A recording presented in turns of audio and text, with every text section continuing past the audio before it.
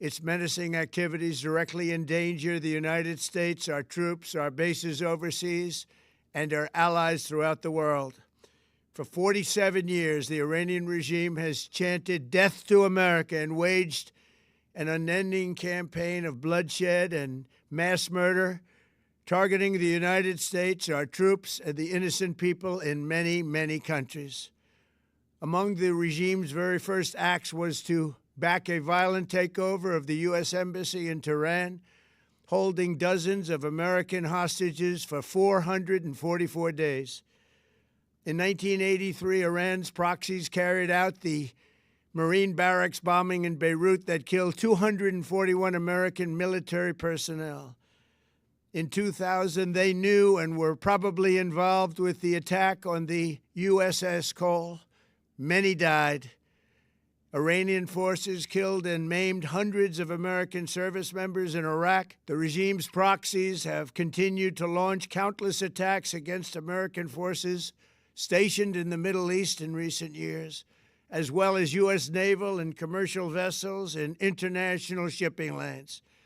It's been mass terror, and we're not going to put up with it any longer. From Lebanon to Yemen and Syria to Iraq, the regime has armed, trained, and funded terrorist militias that have soaked the earth with blood and guts. And it was Iran's proxy, Hamas, that launched the monstrous October 7th attacks on Israel, slaughtering more than 1,000 innocent people, including 46 Americans, while taking 12 of our citizens hostage. It was brutal, something like the world has never seen before.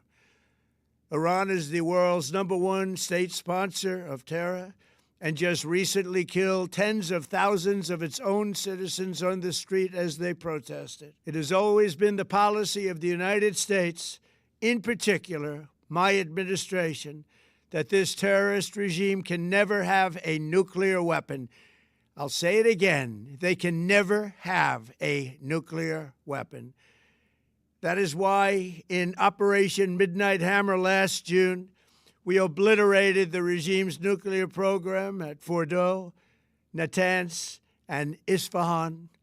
After that attack, we warned them never to resume their malicious pursuit of nuclear weapons, and we sought repeatedly to make a deal. We tried. They wanted to do it. They didn't want to do it. Again, they wanted to do it. They didn't want to do it. They didn't know what was happening. They just wanted to practice evil. But Iran refused, just as it has for decades and decades. They've rejected every opportunity to renounce their nuclear ambitions, and we can't take it anymore.